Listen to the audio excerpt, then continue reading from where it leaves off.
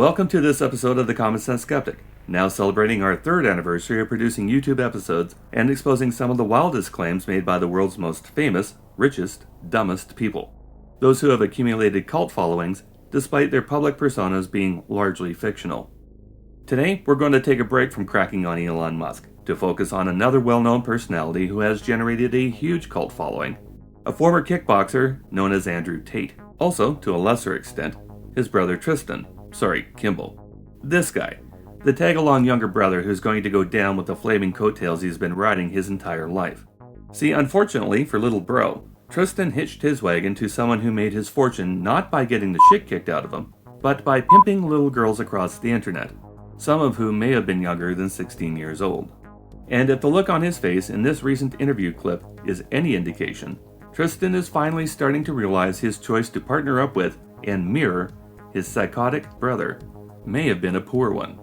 For the most part, we'll be focusing on Andrew and ignoring Tristan, since he's obviously not any kind of mastermind here. But just remember as we go, he's still hanging out in the shadows of Andrew, probably sobbing to himself in the corner right about now. But if you think for an instant that Tristan is the sweet and innocent younger brother and not at all complicit in the crimes he and his brother are accused of, think again. Here's what happens when the girls that work for Tristan don't give him all their money. Be in charge of her own phone contact with members who like her. You are setting yourself up to get scammed. And that has happened to me before. I went to the room, smashed the room up, told her I knew what she did. She sent me all the money, but that has happened to me before. Here's how Tristan bragged on a podcast about sexually abusing a 17-year-old girl. Oh, Olivia. Jesus Christ. I was the second man she ever in her whole life. Beautiful, big, natural tits. So cute. Man, it hurt her at every moment that I was doing it, but it felt good for me, so who gives a shit? And this tweet shows how his 35-year-old brain looks at 15-year-old children. To be clear, the age of consent in Romania is 15. However, if an older party abuses their authority or influence to gain sexual access to a victim, the age of consent then rises to 18 years old, which, for the Tates, is problematic. One of my main chicks has 200,000 Instagram followers, and I took her virginity when she was 17. That's legal, by the way, here. I don't know if it's 18 in your crazy country. However, Romanian age of consent laws are not the only laws that would apply here. Something you might find interesting if you're an American viewer is that anyone holding U.S. citizenship or passports, which the Tates do as U.S.-born citizens, is that there are severe laws on the books for people who have sex with minors abroad. The laws against the extraterritorial sexual exploitation of children prosecute people who travel out of the states to foreign countries that rape, sexually molest, or pay a child for sex. The penalty for this provision is up to 30 years in prison. Further, 18 U.S.C. 1596 grants extraterritorial jurisdiction to prosecutors to investigate foreign nationals who commit sex trafficking crimes against children outside the U.S. And for all of these statutes, a child is considered to be anyone under the age of 18. So if the American justice system decided to step up to the plate, both the brothers could be looking at severe federal charges as international statutory rapists. Let's be absolutely clear about Tristan. You would be hard-pressed to find a lie or exaggeration or a boastful claim that Andrew Tate made in the past that has not also been made by Tristan. They are co-conspirator peas of the exact same pot. I have recruited, I think, although you've worked with a lot, more girls into, I guess, the adult entertainment industry than anyone else. I really have. And the one type of girl I couldn't recruit were girls with rich parents. Oh, do that for money. I don't need money. My family's rich. One of the first things you have to learn about Andrew Tate is that absolutely everything he tells you is a lie. You can be more generous and call it an exaggeration of the truth, but lie suits far better. Doesn't matter if he's talking about his family, his childhood, his kickboxing career, his self-proclaimed wealth, everything is exaggerated beyond the point of believability, including how this receding jawline with hair plugs is continually promoting himself as the epitome of human accomplishment. Now, even though this episode was supposed to be avoiding Elon Musk, it has to be said there will be a couple mentions of him, because, of course, Musk finds his way into every topic and every story under the sun these days. For example, when Musk challenged Mark Zuckerberg to a cage match, which Zuck immediately accepted, and Dana White started promoting it as the fight of the century because reasons. Andrew Tate reached out to Mr. Potato Head and offered to train him while Tate was under house arrest in Romania if Musk's mother was going to let him fight at all. See, May and her eldest son, pictured here entering the Jocasta Oedipus cotillion, share a special bond. At 52 years of age, it seems he still requires Mummy's permission to come out and play. And it would appear, as of today, he's not allowed, even if he was going to be trained by one of the highest profile sex traffickers in Romania. So instead, Musk has appealed to his mother's Canadian roots and taken up George St. Pierre's offer to train in order to win Mom over. We'll point out other connections between these two Neanderthals as they come up, but we're kind of getting ahead of ourselves here. Let's back up a bit and find out who Andrew Tate is, where he came from, and how the hell we got here. First off, Andrew Tate's name is not actually Andrew Tate. His birth name, Emery Andrew Tate III, was given him by his African-American father, Emery Tate Jr., a second-tier chess player and former Staff Sergeant Airman in the U.S. military, and his British mother, Eileen, who was a part-time dishwasher. Andy was born in late 1986, his brother Tristan in mid-1988. The two parents produced these two partners in crime and a daughter named Janine. Janine, the youngest child, is a lawyer in the US who has very little contact with her older brothers, while the two boys are reportedly inseparable. Obviously, Janine is the smarter of the siblings. Emery Tate III now chooses to go by his middle name, Andrew. His parents divorced in 1997 when little Andy was about 12. His mother returned to England with the children, and when Andrew started making money through his kickboxing career, he decided for his mother she could retire and that he would take care of all of her expenses, which sounds very noble and generous. Until you realize that Tate's entire asset portfolio, cash and crypto, has now been seized due to being proceeds of his ongoing criminal enterprise that was funding Eileen's retirement, which she is not too happy about. Which means Eileen will probably wind up suffering as a result if she hasn't been banking some of her allowance. Tate's father, on the other hand, who Andy likes to describe as a genius, as a way to pump up his own imagined intellectual prowess, died in 2015 in his 50s, so Emery Jr. was spared this chapter of his son's lives and the repercussions of it. Andy also has no qualms about calling his father abusive, and he likes to tell stories of his tragic youth suffering at the hands of Emery Jr., who was busted down from sergeant to janitor due to some conflict with his superiors. Then he was eventually drummed out of the military completely in 1992. When they discharged him, they said he had narcissistic personality disorder, and the reason they said he had that is because he refused to listen to one of his commanders, and my father was arguing with him about the translation of a certain word. My father believed it was slang for something else. The superior believed it was something else. They got into a personal beef. It developed over months and months and months of arguments about translations, and my dad ended up being told to sweep outside for 8 hours a day. And I got to the point where my father got discharged. And they offered him this military pension, and he refused it. He said, "My sanity is not for sale." Out of his diagnosed narcissistic pride, which would seem to be passed on genetically on the male side of the Tate bloodline, Emery Jr. refused his military pension, which drove his family into destitution as Emery Jr. pursued chess tournament glory and alcoholism. Another trait that seems to be genetic in the XYs of the Tate family is misogyny. Take, for example, this tweet where Andy relays how his father described his mother to him. "She fed you healthy meals every day, cleaned the house, and was largely quiet." Although Emery Jr. claimed to love her very much, that's not how a loving husband describes his wife. That's how someone describes a servant, a maid, or a nanny. As the final line in the tweet states, according to Andrew, that's literally all a man wants. Andrew has since stepped up the misogyny quite a bit, but we're going to get to that later. 5 years after Emery Jr. got the boot from the military, his lady servant decided she'd had enough of being broke and cheated on, so she packed up the kids and moved back to the UK. When my mom and dad split up, we moved to England, and my sister stopped talking to my dad because obviously my mom was upset because we split up, and my dad cheated. Yeah. She should have expected it. When my sister stopped talking to my dad, me and my brother obviously still spoke to him, and he said, "Boys, when you're older, you'll understand." And now I'm older, I understand. Yeah. He fucked a girl, so. Yeah. So when you see tweets like this or hear stories about how Andrew Tate's daddy was a linguistic genius CIA operative, that is a lie, told by a 7-year-old boy to his buddies to make his unemployed alcoholic father seem like less of an asshole. The problem is, Andrew still tells the story like it's real. Another lie that little Andy likes to tell about his daddy is that Emery Jr. was a genius grandmaster at chess. My father was a chess grandmaster. I was on track to become a chess grandmaster. So He was a legitimate chess grandmaster. my father was the highest rated black chess player in history. Really? Yeah. It is well documented that while Dad was a renowned chess player, a reported trailblazer for African American players, having won several tournaments over his lifetime, Tate Jr. never exceeded the rank of International Master, the second tier, with a max FIDE rating of 2413 in 2006, barely cracking the barrier between Master and International Master, and 87 points shy of the Grandmaster rating that his oldest son likes to credit him with. My father was a chess grandmaster. Again, most likely to swell Andy's own artificial, self-proclaimed intelligence level. Now, as for the other, even more outlandish claim made by Andy about his daddy, My father was the highest rated black chess player in history. Really? Yeah.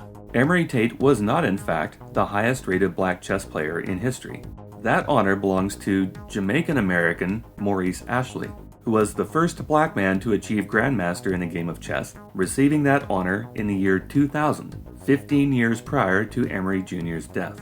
Maurice Ashley knew of Tate, even played him to a draw in the New York Open in 1993, and wrote about Tate after his death. But Ashley rose to Grandmaster in 2000, and Tate took until 2007 to receive his second-tier International Master ranking. Maurice Ashley was the first black Grandmaster, and 3 other black men have followed suit, none of them named Tate. Pontus Carlson from Sweden, awarded Grandmaster in 2007, Aman Simotawe from Zambia, awarded in 2009, and Kenny Solomon from South Africa, awarded Grandmaster in 2015. All of these men exceeded Tate's accomplishments in the chess arena during Tate's lifetime.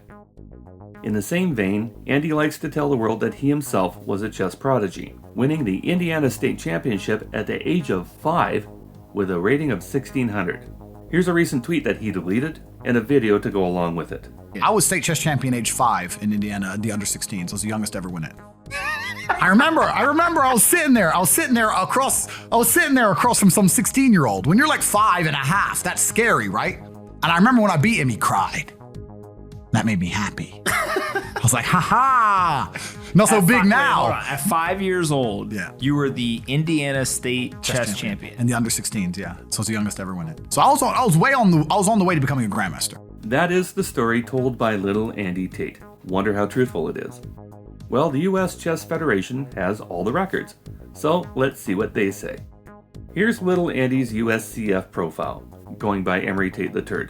Says here he had a top regular rating of 896 and a quick rating of 1056, a little shy of the 1600 he was bragging about. This site provides records of every tournament that Andy played in, going back to October of 1992 when Andy was almost 6. In this tournament from 1992, the one he's bragging about, he came in 10th of 10 players with 4 straight losses. His dad won that tournament with 4 straight wins. Maybe Andy meant this tournament that happened a couple weeks later. No, he came in 13th of 15 with 4 losses and a bye into the second round. His dad won that tournament as well with 5 straight wins. Those are the only 2 tournaments that he entered in 1992. Also, this tournament that his dad won didn't have a 16 and under category. None of them do. The state championship tournaments especially are divided into grade levels, so that children are playing other children close to their own age. He played 2 tournaments in 1993. In May he came in dead last with 3 losses and a draw. Again, Daddy won that tournament. In October of 93 he placed 19th in a field of 22, scoring 2 points off of 2 wins in 5 games. Andrew Tate's records end in 1997 with a total of 20 events on his profile. The last event he played was in May of 1997, giving him an end rating of 896.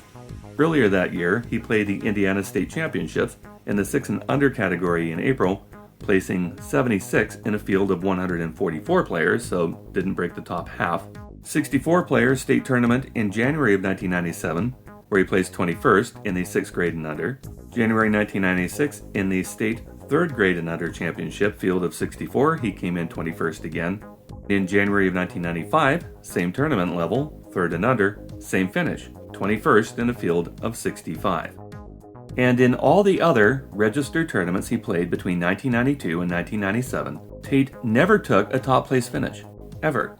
His best finishes were 3rd of 5 in his 2nd grade school tournament and 5th of 39 in the reserve category of the Elkhart County Scholastic, which added 59 points towards his rating. But in most cases, Emory Tate III finished middle of the pack, if not tied for bottom position. So let's hear him tell that story again. State chess champion age 5 in Indiana, the under 16s. I was the youngest to ever win it. So I was on the way to becoming a grandmaster. Now, going through all of this elementary school stuff might seem petty to you, nitpicking, but you have to ask yourself this question. If Andrew Tate needs to lie about his childhood prowess while playing a board game to impress people, what else do you think he's willing to lie about to make himself seem far better than he is? As for his claims of being the smartest person on the planet, yes, that is a claim he often makes. I'm the smartest person on this fucking planet. His academic career is not at all impressive. The majority of Tate's schooling was done in the UK. His grand educational accomplishment is the UK equivalent of an American high school diploma, and he never attended post-secondary classes. He holds no diplomas or degrees in any discipline, although he was reportedly accepted into the Free Union ASCO. Tate didn't bother writing the personal statement that was required for admission, so he became ineligible to attend. Instead, he pursued a kickboxing career that would eventually give Tate a little bit of money and prestige. Tate proudly announces that he is a 4-time international kickboxing champion. That is his first and only somewhat legitimate claim to fame. But as with everything else Tate-related, even the stats of his kickboxing career are suspect. For example, if you go to Tate's Wikipedia page, you'll see in the right-hand column a kickboxing record of 76 wins, 23 by knockout, and 9 losses. Below that, he has a very average MMA record of 2-1 from fights in 2007 and 2010. So when people describe Tate as an international MMA champion, that is completely false. If you scroll down on that page, you can see a list of the recorded fights that Tate had. There are 31 fights listed here, not 85. There are 8 KOs, not 23, and there are 8 losses, not 9. And although the platform states the list is incomplete, where are those other fights? Who is in charge of the bookkeeping at ISKA that somehow misplaced the result of 54 Andrew Tate fights? The US Chess Federation has the state records from when Tate was 5 years old, so what gives? Either the list is incomplete, missing about 2/3 of the information, or, more likely, a lot of those fights are imaginary, just like Tate's chess state championship title. Henry Cejudo had some thoughts on Tate's record after breaking down some of Tate's performances. And today we're going to be breaking down the one and only Andrew Tate. Going up against Miralem Atmati, 2020. But look at Miralem's record, guys. 3 wins, 2 losses, 24. This is what kickboxing typically tend to do. They typically do, what they do is they pad your record like you wouldn't believe. I mean, for this guy to have more than 80 fights, I mean, this is 2020. Yeah, okay, so he was 75-9 here. So I don't know when is it that he retired, but he shouldn't be fighting a guy that's 3-2 or 2-3. It's absolutely ridiculous. So this is against Kazmin Lingar. Again, for a guy who's 76-9, I mean, he's going up against a guy that's making his debut. This is what I'm saying, man. This is where you guys, you fans, you people that follow guys that you guys think are good fighters. This dude's making his damn debut against a guy that has over 80 fights, which is ridiculous. In other words, this is what you call a tomato can. I mean, he seems like a pretty smart dude, but he also has a padded record. So you can have 80 fights and fight 80 different scrubs. You put a guy like with Andrew Tate with Jake Paul, I think Jake Paul gets it done fairly quickly. While we're here, check out the screenshots of those 2 fights from 2020. Notice anything unusual about Andrew's stats?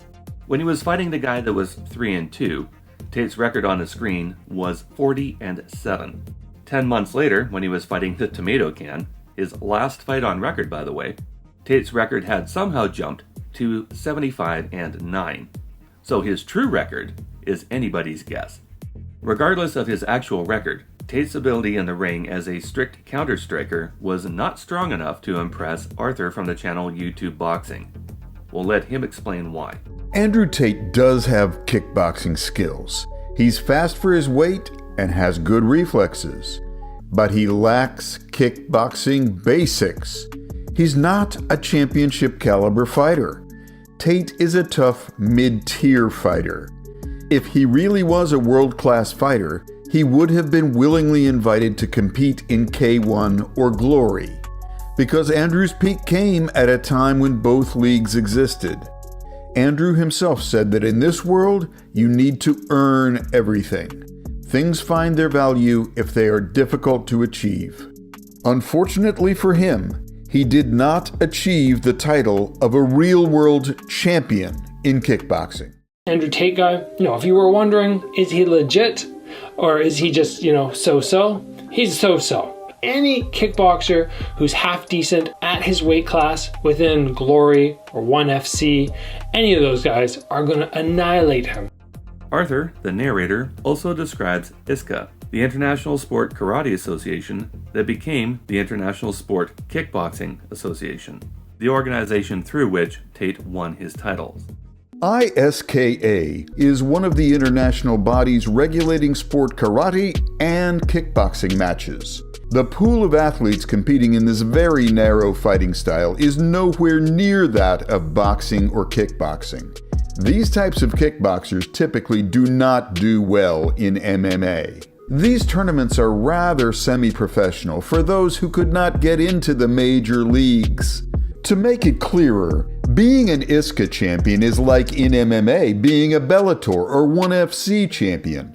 In the world of MMA, there is only one title that matters, and that is the UFC belt. So Tate's prowess in the ring against a very narrow field of competitors is largely overstated, but his earnings in that sport certainly are not. The best purse Tate collected for any of his efforts in kickboxing came in about 100 grand. Compare that to the Conor McGregor-Floyd Mayweather boxing match, where McGregor got paid $30 million even though he lost the fight. Mayweather, on the other hand, was guaranteed $100 million for the same fight, win or lose, and that was in 2017 dollars. Safe to say, although Andrew Tate was competing at this same time, he did not, and likely could not, compete at their level. Tate effectively retired from kickboxing in 2017, citing the multiple surgeries he had on his weak eyes to reconnect his retinas. We'd also add his glass jaw that dropped him like a stone anytime a competitor landed one on his button. Through his minor celebrity in kickboxing, Andrew Tate was invited to participate in 2 reality TV shows, Ultimate Traveler in 2009 and Big Brother Season 17 in 2016. In both cases, Tate was gone within a couple of weeks. In Ultimate Traveler, after making an ass of himself, lying to and deceiving his own teammates, he caught an eye infection and was sent home. His Big Brother stint didn't go so well either. He lasted 7 days on the program before a video of him whipping a woman was leaked to producers, forcing them to give him the boot. Shortly afterwards, this unnamed woman came forward and declared she was the woman in the video and that the act was consensual. Hello everyone, I just wanted to say something about the video that's been released recently about me and my ex-boyfriend Andrew Tate. Andrew is my still great friend. What you guys saw on the video, it's just what we used to do. It was just pure game. He's a great guy, he would never hurt anyone. Although Andy did his best to portray himself as a baddie on both of the reality TV appearances. So I know I'm the most intelligent person in this house, I know I'm the most capable person in this house. Fact. Thinks he's fucking smart. He's not that smart, he's a sneaky little shit. Got his number. That fucker is a sly little fuck. The idea of staying here for 2-3 days ain't appealing. It was this video that gave the public the first insider's view of what happens when his real bedroom doors are closed. The first light to penetrate the veil, as it were. And whether or not the act was consensual, although everybody has their kinks, the very kindest light you could shine on this video is that Andrew Tate gets sexual gratification from causing the physical pain of other people. In this particular video, the woman says she was a willing participant. But in this video, the woman was obviously not a willing participant. You have a belt because you're a jerk. Show me the bruises. 1, 2, 3. Oh, baby. Oh, poor thing. I have an idea. You know what my idea is? You wanna know what my idea is?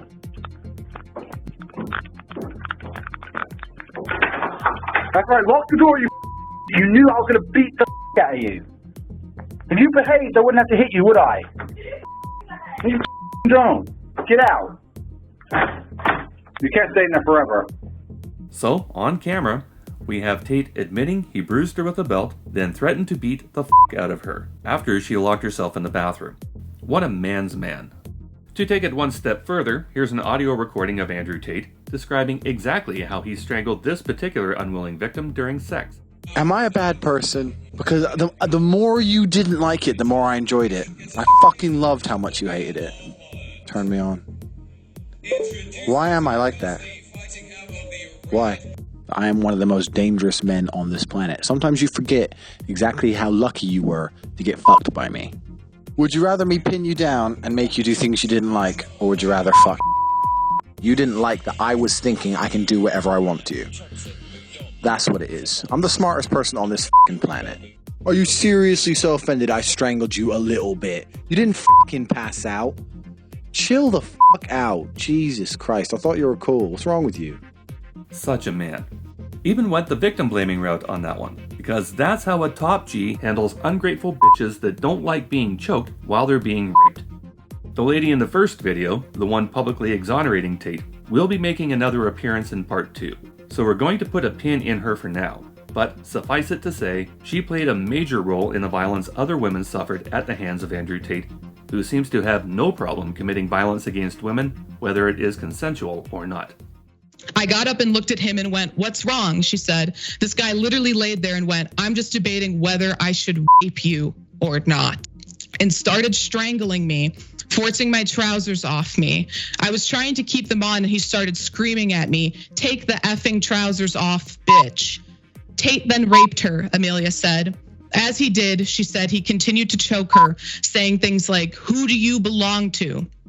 Even as she was unable to physically speak due to his hands constricting her throat.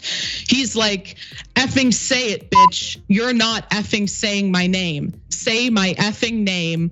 Otherwise, I'll kill you." Slap, slap, grab, choke, shut up, bitch, sex. Once the veil on Andrew Tate was pierced, following his Big Brother exit in disgrace, more and more Tate-related material flooded social media domains. Much of it, material Tate himself was responsible for, as he began making an infamous name for himself through his burgeoning social media empire. When we come back, we're going to take you through as much of that eye-opening material as we can, covering interviews, articles, his own statements, and his self-help courses, as well as his inevitable arrest last December. If you thought we went digging for this part of the series, you ain't seen nothing yet. Grab your popcorn, boys and girls. This was the warm-up act. The entertainment portion is about to begin. Click here when you're ready for part 2 of Andrew Tate, Matrix of Lies.